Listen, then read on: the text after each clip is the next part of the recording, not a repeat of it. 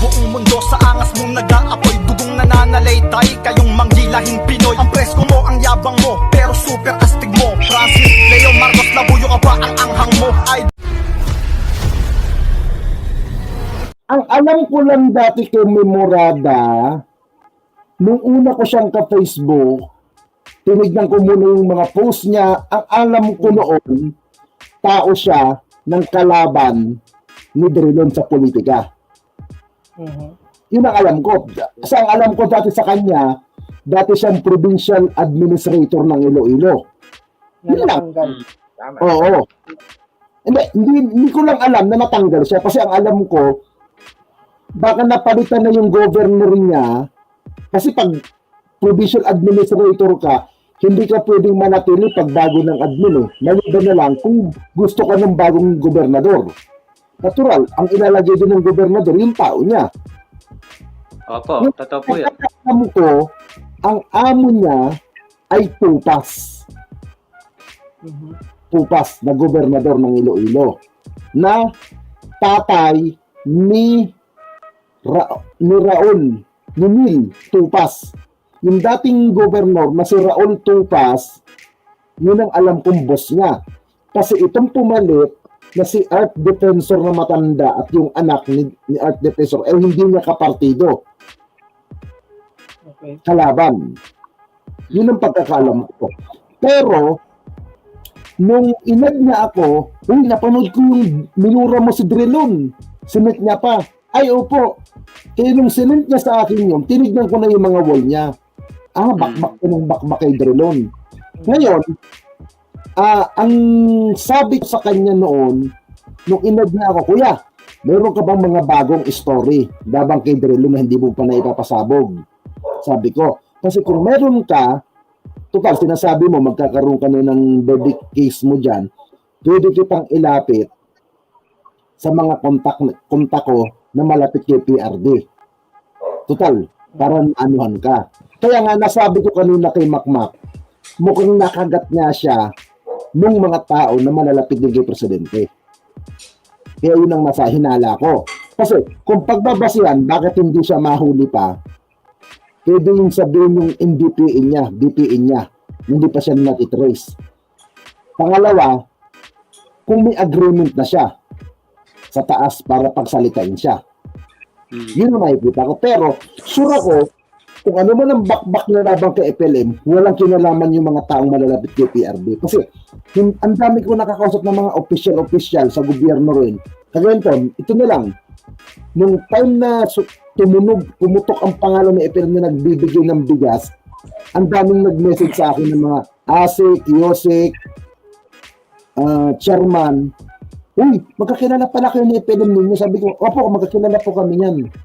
Sinabi ko rin sa kanila nagkakilala ni FLM. Sabi ko, doon sa gathering ni General Francisco Balagtas na retirement niya na, yun naman ang totoo eh. Tapos nung pangalawang kita, yun nung unang kita namin, pangalawang kita namin, January 8, 2017. Now, birthday ko January 7, hindi siya sumipot. Sumipot siya January 8 na. Yan yung may picture kami na nakaputing damit siya, na pula ang damit ko ata. O ano, kumakain kami sa restaurant. Yan yung sa Panay Rizal, malapit sa rest house ng tiyuhin ko. Doon kami yung pangalawang kita namin, na binigyan niya ako ng pa-birthday niya. Tapos, nagkataon, nagpahanap din siya ng manok. Dahil sa Panay Rizal, maraming farm ng manok. Marami akong kakilala doon na may mga farm ng manok. Panabong? Oo. Kaya may picture niya sa FLM na may mga panabong na manok na magkasama kami. Yan yung pangalawang pagkikita namin. Mula noon, hindi na kami nagkikita. Puro tawagan kami sa phone. Tawagan lang. Yun lang ano. Kaya nga, doon ako na-visit kay Balik. Bakit sasabihin niya tawa ko ni FLM? Ayun. Sabi ko, bakit lang yung bagman ni FLM? Tarantado putang inang doon. Ba't mo kayo dadamay din sa kalukuhan ni kung ano may kalukuhan ni FLM? Kaya di na ako nagwala-wala din. Wala naman silang napatunayan eh. Sasabihin nila. Puro bintang yun eh. Kaya nga, kung ako gagawin bagman ni FLM, alam niya madaldal ako, dinaidaldal ko kung anong kalukuhan niya, Yes. at kukuha ka ng bagman mo, hindi madaldal. Kaya ako madaldal ang bunganga ko eh. Pag naubusan Oo nga. ng ikwento, na hindi dapat ikwento na ikikwento ko na. Kaya malabong akong ganyan. Kaya sabi ko nga, pag tinginan tayo ng cellphone, wala kaming pinag-usapan ni FLM na masiselan. Puro katakan lang. Ganun Kaya lang. nga napahiya sila nung ikaw mismo, dahil siyempre, curious ka rin, nakausap mo yung yung mayor mismo ng Isabela, yung pinupukol niya. Ang may kagagawan pala nito si Balico eh. Yung doon sa mga nagkakaso ng land grabber, di ba? Tapos Oh, yun. Totoo yun. ikinumpirm mo yung mayor, Kaliko, may taong nasa likod niyan, hindi kikilos ng ganyan ng putang inang yan kung walang tao sa likod niya. Hindi ano yan. Totoo yun. May taong nasa likod niyan. May tao yan na nag-ano sa kanya. Next question, ninyo. Yeah. Oo. Question, ako, nagtataka lang ako, si May Hurada, saan nanggagaling yung information niya? Parang alam na yung buhay ng FLM. Saan nanggagaling? Yan ang hindi ko alam. Mahirap sagutin yun. Diba? Diba? Oo. Nagsasalita siya, parang kabisado niya lahat. Alam mo yun? Ito, Diba? idugtong natin yung may nagtanong sa akin kanina. Kung yung pagkakilala ko kay Manuel, kung bayaran ba siya o hindi, ang sagot ko hindi ko masasabi. Di ba? Ngayon, ang sabi ko nga, si FNM, 2 times lang kaming nag-meet in person. Wala akong knowledge sa kanya kung totoo yun o hindi. Wala akong alam. Ngayon, siguro, may taong nasa likod ni Murada, bakbakan mo niyan. Yariin mo. na may galit kay FLM, gano'n na. Oo. Na kumuha. Kasi si Balico, Kasi pwede pa. Kasi Marcos Alay sa, si Balico. alay sa, ito sa akin sa tagal kong pagbablog, panahon ni Gloria Arroyo, may mga experience din ako na may mga politiko rin. Usap tayo personal. Kasi ibang politiko talaga ayaw kong kausapin sa phone. Mag-usap man kami sa phone, yung hindi masasala ng pinag-uusapan. Kasi alam nila ugali ko, nagre-record ako ng conversation. Ngayon, sasabihin nila, style niya, saka mga galing, sir, sa Baguio, o saan mo gustong tumuloy? Holiday Inn, Manila Hotel, Diamond. Sabi ko, sir, ano na lang ako sa Soup Hotel. Kasi masarap ang pagkain doon, yung buffet nila ron. Ngayon, pagdating ng kwarto ko doon, kinabukasan, bababa yan ng breakfast. Pupunta na yung taong nag-order ng room ko. Yariin mo to sa social media. Mga ganun-ganun. Sabi ko, Okay. sige sir. Pero pag ganun ang usapan, hindi ako nangingi ng bayad. Pero, pag aalis na ako na sila, hindi ka makakatangi kasi ang ganda ng binigay sa'yo. O, panggastos mo. Minsan may nagbibigay sa akin. Yeah. 300,000, 400. Bakbakin mo. Kasi ikaw, pag ikaw nakipag-away, tuloy-tuloy ka sa social media. Gaganon yan. Pero, dahil wala naman kaming pinagpipirmahan, tanggap. Siyang katwira ko, masamang tumanggi sa grasya Oo, totoo yun. Oo. Ako ba, kikita ba ako ng 300,000? Kalalakad sa kalsada? Wala. Duri mo, may 300,000 ka na? Nagkwarto ka pang hotel, kagara-gara. Para pa ng pagkain. Oo. Kaya ako pa naman matakaw sa pagkain. Kaya nakikita ko parati akong post ng pagkain. Kaya hindi ako tumataba. Last naman. So, totoo nga yung kalakaran ganyan. Meron talaga. Yan. Totoo yun. Mga bata-bata yan. Bata-bata. Ito pa. Hanggang naman, may kalakaran. Pag alam ng mga kontraktor, nakakarekta ka sa mga tao na malalapit din sa presidente, i-invite ka ng mga yan. Dating gawi. Anong gusto mong hotel? Ako naman, alam ko na to.